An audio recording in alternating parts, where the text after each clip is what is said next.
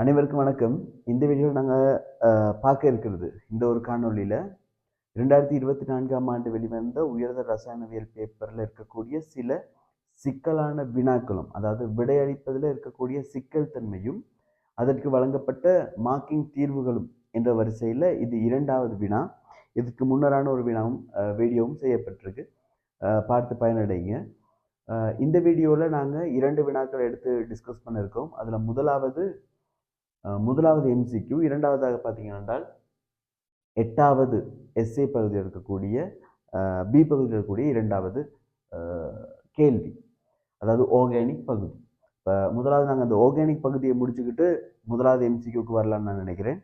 அந்த வகையில் 8வது கேள்வி இல்லை என்ன கேட்குறாங்க என்றால், 2க்கும் மேற்படாத படிகளை பயன்படுத்தி அனிலினிலிருந்து இந்த டை தயாரிப்பதற்கு ஒரு முறையை முன்மொழிகன்னு சொல்கிறாங்க. அப்போ எங்களுக்கு அனிலினிலிருந்து இந்த ஒரு பதார்த்தத்தை தயாரித்து கொள்ளும் என்றால் எங்களுக்கு முறைகள் தெரியும். என்ன முதலாவது, நாங்கள் தாக்கங்களில் படிக்கிறோம்.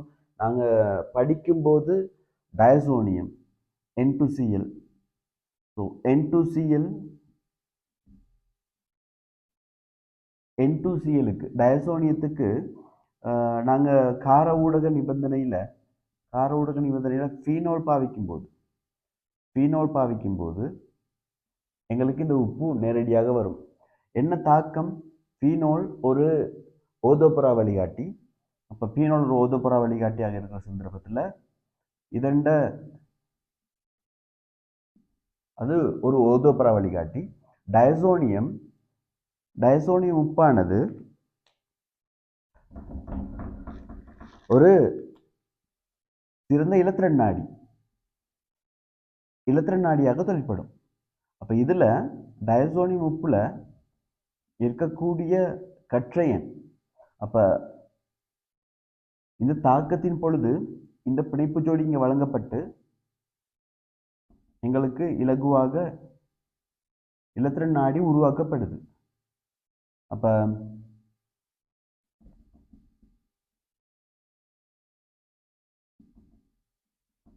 இந்த இலத்திரன் நாடி, அதாவது இந்த கற்றையனுக்கு பென்சின் தனிச்சோடி, அதாவது ஃபீனோல பதிவுக்குட்பட்டிருக்கக்கூடிய இந்த பைப்பிணைப்பு இலத்திரன் வழங்கப்படுவதன் காரணமாக எங்களுக்கு இலகுவாக இந்த தானத்தில் இந்த நைட்ரஜன் இணையக்கூடியதாக இருக்குது. ஸோ அப்போ பென்சின் அந்த தானத்தில் இந்த நைட்ரஜன் இணையக்கூடியதாக இருக்குது. எங்களுக்கு வரக்கூடிய விளைவு பென்சினில், ஸோ இந்த ஃபீனோலில் இந்த நைட்ரஜன் வந்து இணைந்து கொள்ளும், டபுள் போன், அண்ட் எங்களுக்கு இந்த விளைபொருள் கிடைக்கும். ஆகவே எங்களுக்கு டயசோனியம் இந்த இடத்துல பார்த்தீங்கன்னா ஒரு இலத்திரன் நாடியாக தொழிற்படுது. இங்கே ஃபீனோலில் அதிகமாக இலத்திரன் செறிவு இருக்கிறதுனால இலகுவாக இங்கே இலத்திரன் நாட்டை பிரதியீட்டு தாக்கம் நடைபெறுது. ஸோ அப்போ இதைத்தான் கேட்டிருக்காங்க. அப்போ இதை 2 படிகளில் செய்து முடிக்கிறதுக்கு என்ன செய்யணும்? அப்போ இதை எப்படி 2 படிகளில் செய்து கொள்ள முடியும்? அப்போ அதற்காக நாங்கள் இங்கே அனிலினிலிருந்து டயசோனியம் தயாரிக்கப்படணும். அனிலினிலிருந்து ஃபீனோலும் தயாரிக்கப்படலாம், ஓகே. ஆனால் இங்கே தயாரிக்க வேண்டிய விளைபொருள் டயசோனியம். ஏனென்றால் டயசோனியத்தை நாங்கள் அறை வெப்பநிலையில் மெயின்டைன் பண்ண முடியாது. இது மிக குளிர்வான, அதாவது ஐஸ் பாத் ரியாக்ஷன் சொல்ல முடியும். அப்போ எங்களுக்கு தாக்கு பொருளாக NaNO2 diluted HCl 0 தொடக்கம் 5 பாகை நிபந்தனை வழங்கப்படும் போது எங்களுக்கு டயசோனியத்தை ப்ரிப்பேர் பண்ண முடியும், N2Cl. இப்படி உருவாக்கப்பட்ட டயசோனியத்துக்கு நாங்கள் ஃபீனோல் பாவிக்க முடியும் கார ஊடக நிபந்தனையில். அப்போ காரத்துக்காக ஒரு NaOH பயன்படுத்தப்படலாம். அப்போ இந்த நிபந்தனை எங்களுக்கு வழங்கப்படும் போது எங்களுக்கு இந்த உப்பு விளைவாக்கப்படும், ரைட். அப்போ இதே 2 படிகளை எங்களுக்கு முடித்துக்கொள்ளவும் முடியும். ஸோ அப்போ இங்கே டயசோனியம் தயாரிக்கப்பட்டிருக்கணும், கார ஊடக நிபந்தனையில் ஃபீனோல் பாவிக்கப்பட்டிருக்கணும், ரைட். அப்போ இதுதான் இந்த மாற்றீட்டுக்கான விடையாக இருக்கும். இருந்த போதிலும் சில மாணவர்கள்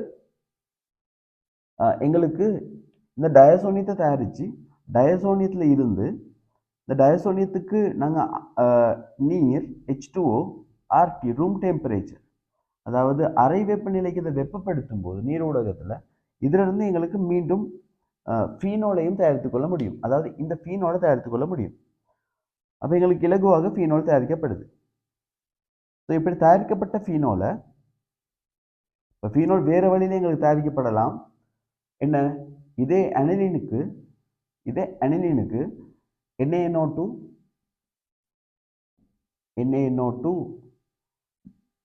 diluted HCl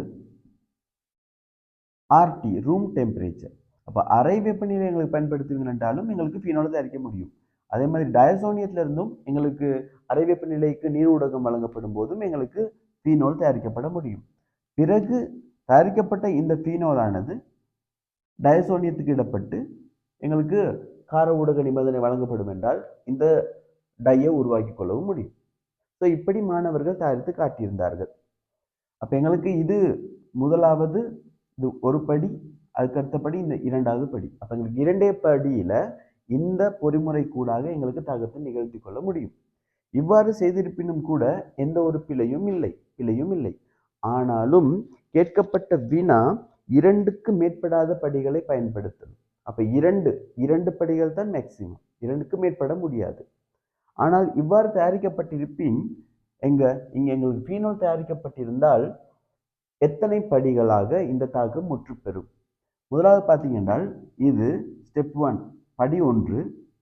பிறகு இந்த டயசோனியத்தில் இருந்துக்கிட்டு ஃபீனோல் தயாரிக்கப்படுறது ஸ்டெப் 2 படி 2. பிறகு இந்த ஸ்டெப் 2ல இருந்து தயாரிக்கப்பட்ட ஃபீனோலானது எங்களுக்கு டயசோனியத்தை சேர்த்து கார ஊடகம் வழங்கப்படுகின்ற இந்த பொறிமுறை படிமுறை ஸ்டெப் 3, அதாவது படி 3ஆக கருதப்படுகிறது. அப்போ எங்களுக்கு இங்கே 3 படிகளுக்கு கூட நடைபெறுது தாக்கம். அதாவது இங்கே ஃபீனோல் தயாரிக்கப்பட்டால் இது ஸ்டெப் 1, இது ஸ்டெப் 2, பிறகு இது ரெண்டும் சேர்த்து எங்களுக்கு இந்த படி இறுதி விளைபொருள் கொடுக்கிறது மூன்றாவது படி தானே. ஆகவே 3 படிகளுக்கு கூடாக தான் இங்கே ஃபீனோல் தயாரிக்கப்பட்டிருந்தால் இந்த தாக்கம் முற்றுப்பெறும். ஆனால் கேட்கப்பட்ட வினா 2 படிகளுக்கு கூடாக நடைபெறும். ஸோ இப்போ 2 படிகளுக்கு மேற்படாத வகையில் எங்களுக்கு முடிச்சு காட்டணும். அப்போ எங்களுக்கு இங்கே பார்த்தீங்க என்றால் டயசோனியம் தயாரிக்கப்பட்டு அதுக்கு ஃபீனோல் டிரெக்டாக பாவிக்கப்பட்டிருந்தால் எங்களுக்கு 2 படிகளில் இது முடியும். ஃபீனோல் தயாரிக்கப்பட்டிருந்தால் இது 3 படியாக மாறிவிடும். ஆகவே 3 படிக்கு நாங்கள் கேட்ட வினாவின் அடிப்படையில் 2 படிகளை முடிக்க வேண்டிய தேவைப்பாடு இருக்கிறதுனால எங்களுக்கு 3 படிக்கு புள்ளிகள் வழங்க முடியாது. இருந்த போதிலும் மாணவர்களுக்கு அசௌகரியம், அதாவது பாதிப்பில்லாத வகையில் இங்கே புள்ளிகள் எலோகேட் பண்ணியிருந்தது. ஏனென்றால் அதிகமான மாணவர்கள் இந்த 2 படியில் செய்திருந்தாங்க. இருந்தாலும் சில மாணவர்கள் இங்கே ஃபீனோல் தயாரித்து 2ஐயும் சேர்த்து இறுதி விளைபொருளை உருவாக்கியிருந்தாங்க. ஆனால் கேட்கப்பட்ட வினா 2ற்கு மேற்படாதது என்பதனால நாங்கள் 3 படிகள் கூட போகிறதுக்கு முழு புள்ளிகளையும் வழங்க முடியாது. ஆகவே எங்களுக்கு இந்த ஸ்டெப் 1, அதாவது இந்த படிமுறை கூடாக சென்றிருந்தால் எங்களுக்கு மொத்தமாக இந்த வினாவுக்கு ஒதுக்கப்பட்டிருந்த மார்க்ஸ் புள்ளிகள் 15 புள்ளிகள். அப்போ எங்களுக்கு 15 புள்ளிகள் கிடைக்கும். ரைட். இப்போ எங்களுக்கு இந்த ஸ்டெப் 1, ஸ்டெப் 2 ரெண்டையும் சேர்த்து உருவாக்கி, அதாவது இடத்துல ஃபீனோல் தயாரிக்கப்பட்டிருந்தால் 3 படிகள் கூடாக போகும்.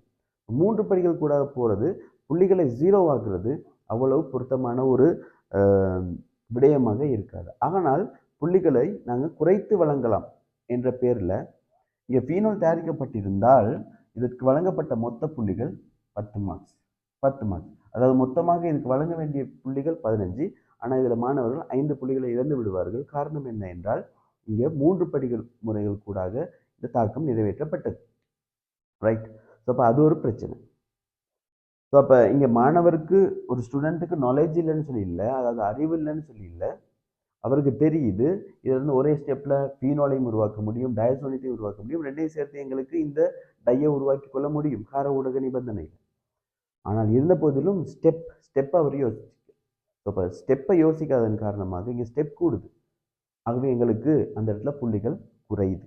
அது முதலாவது பிரச்சனையாக இருந்தது.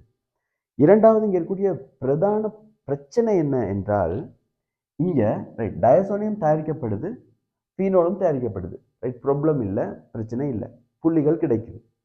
ஆனால் சில மாணவர்கள் ஃபீனோலை தயாரிச்சுட்டு ஃபீனோலை தயாரிச்சுட்டு அதுக்கு டயசோனியத்தை பாவிக்கிறாங்க, N2Cl.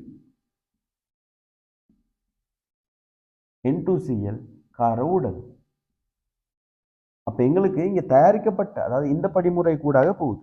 இது ஸ்டெப் 1, இது ஸ்டெப் 2, 2 படிமுறைகள் கூடாக முடிவடையும். அப்ப இதற்கு புள்ளிகள் வழங்கப்பட்டதா? இல்லை, சொல்ல போனா இல்லை. காரணம் என்ன? ஏன்னால் இங்கே தயாரிக்கப்பட வேண்டிய விளைபொருள் N2Cl டயசோனியம். ஏனென்றால் அதைத்தான் நாங்கள் தயாரிக்க வேண்டியிருக்கு. ஏன்னா அதைத்தான் நாங்கள் லெப்ல இருந்து எடுக்க முடியாது. ஃபீனோல் லெப்லே இருக்கு. இப்போ லெப்ல இருக்கக்கூடிய ஒரு பொருளை தயாரிக்க வேண்டிய அவசியம் கிடையாது, தயாரிக்கப்பட வேண்டிய பொருளை தான் தயாரிக்க வேண்டியிருக்கும். ஏன்னா டயசோனியத்தை நாங்கள் ஐஸ் பாத்தில் வைத்துக்கிட்டு மெயின்டைன் பண்ண முடியாது. ஆகவே இங்கே தயாரிக்கப்பட வேண்டிய விளைபொருள் டயசோனியம், பாவிக்கப்பட வேண்டிய விளைபொருள் ஃபீனோல். அது நடந்திருந்தால்தான் இங்கே இருக்கக்கூடிய மொத்த புள்ளிகள் உங்களுக்கு கிடைத்திருக்கும், அதாவது 15 மார்க்ஸ் கிடைச்சிருக்கும். இங்கே பார்த்தீங்கன்னா இது தயாரிக்கப்பட்டு இது பாவிக்கப்பட்டிருந்தால் எங்களுக்கு புள்ளிகள் வழங்கப்படவில்லை. ரைட். இருந்த போதிலும் இதுக்கு எலோகேட் பண்ண மார்க்ஸ் NaNO2, அதாவது இந்த NaNO2 பாவித்து N2Cl அதாவது டயசோனியத்தை உருவாக்குறதுக்கு ஒதுக்கப்பட்ட புள்ளிகள் 7 புள்ளிகள். பிறகு டயசோனியத்துக்கு ஃபீனோல் பாவிக்கப்பட்டு உருவாக்கப்படுகின்ற இந்த ஸ்டெப் ஒதுக்கப்பட்ட புள்ளிகள் 8 புள்ளிகள். அப்ப இதற்கு இந்த ஸ்டெப்புக்கு தான், அதாவது டயசோனியம் ஃபீனோல் பாவிக்கப்படணும் கார ஊடகத்தில், இதுக்காக தான் 8 புள்ளிகள்.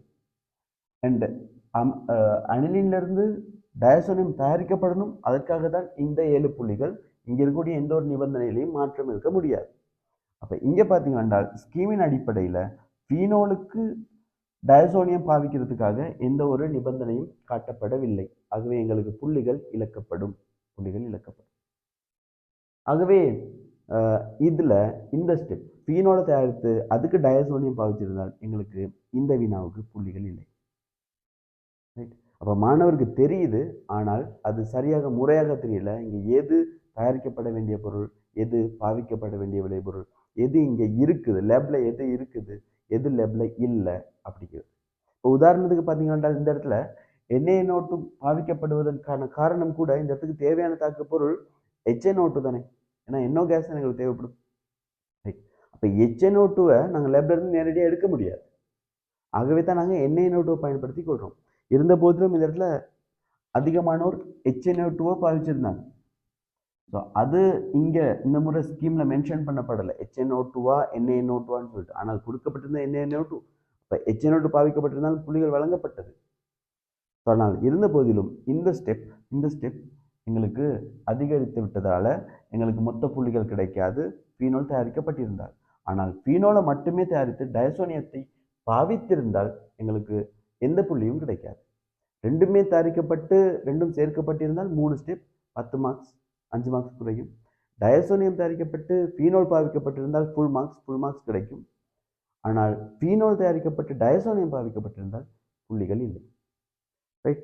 அது ஒரு ப்ராப்ளம், அது ஒரு பிரச்சனையாக இருந்தது. மாணவர்கள் இதில் புள்ளிகளை இழந்திருந்தார்கள்.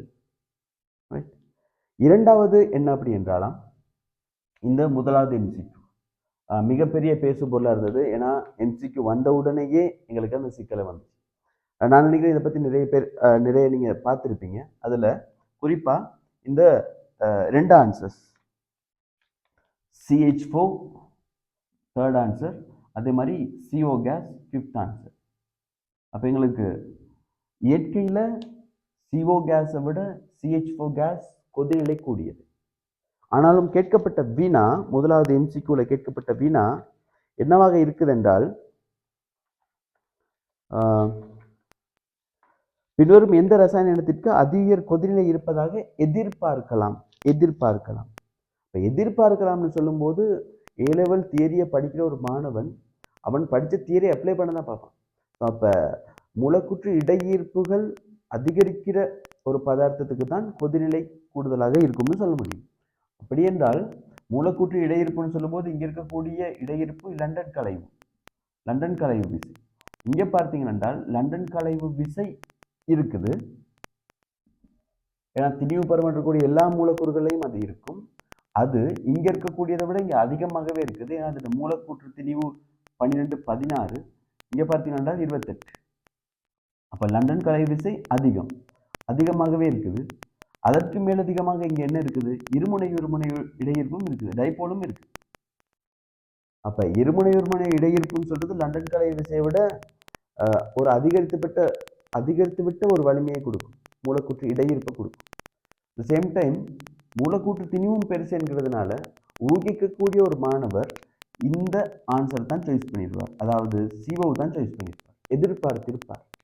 ஆனால் இயற்கையில CH4 அதிகமாக இருக்குது. ஏன்னா ஏலோவில் பொறுத்த வரைக்கும், கெமிஸ்ட்ரியை பொறுத்த வரைக்கும் நாங்கள் எதையும் பாடமாக்க வேண்டிய தேவைப்பாடு இல்லை தானே. அப்போ எதிர்பார்க்கறதுக்காக தியரி அப்ளை பண்ணி பார்க்குறாரு. அப்போ தியரி அப்ளை பண்ணி பார்க்கும்போது அங்கே எதிர்பார்க்கக்கூடிய answer CO gas, carbon monoxide. ஆகவே இங்கே CH4க்கு புள்ளிகள் வழங்கப்படவில்லை. ஏனென்றால் அந்த இறுதி பதம் எதிர்பார்க்கலாம் என்கிறதுனால இங்கே CO கேஸுக்கு மட்டும்தான் புள்ளிகள் இந்த முறை வழங்கப்பட்டிருக்கிறது, முதலாவது என்சி. ஆகவே இந்த ரெண்டு பகுதிகள், அதாவது இங்கே இருக்கக்கூடிய இந்த டயசோனியத்தை தயாரித்து ஃபீனோல் பாவிக்கப்பட வேண்டிய நிலைமை. ஃபீனோல் பாவித்திருந்தால் ஓகே, ஃபீனோலை கார ஊடகத்தில் பாவிச்சிருக்கணும். ஃபீனோல் தயாரிக்கப்பட்ட டயசோனியம் பாவிச்சிருந்தால் புள்ளிகள் இழக்கப்பட்டிருக்கும். இரண்டையும் தயாரித்திருந்தாலும் புள்ளிகள் குறைவடைஞ்சிருக்கும். அது முதலாவது. இரண்டாவதாக, முதலாவது எம்சிக்கும் ஈவன் ஒரு ஸ்டூடெண்ட் CH4 தான் கூடன்னு நினைச்சிருந்தால் கூட இந்த முறை அவர் புள்ளிகளை இழப்பார்.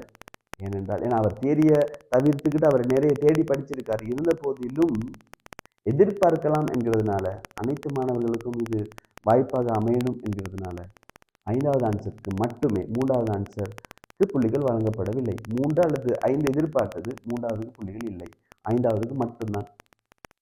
ஓகே, ஸோ இன்னொரு காணொலியில் நாங்கள் வேறு ஏதாவது ஒரு பகுதியோடு, இந்த வருஷத்தில் இருக்கக்கூடிய வேற ஒரு பகுதியோடு நாங்கள் சந்திப்போம், அல்லது வேற ஒரு வினாவோட சந்திப்போம். அது வரைக்கும் வீடியோஸ் தொடர்ந்து வாட்ச் பண்ணுங்கள். யாருக்கு தேவையோ வீடியோஸ் ஷேர் பண்ணிக்கொள்ளுங்கள், இந்த சப்ஸ்கிரைப் பண்ணி சப்போர்ட் பண்ணுங்கள். தேங்க்யூ.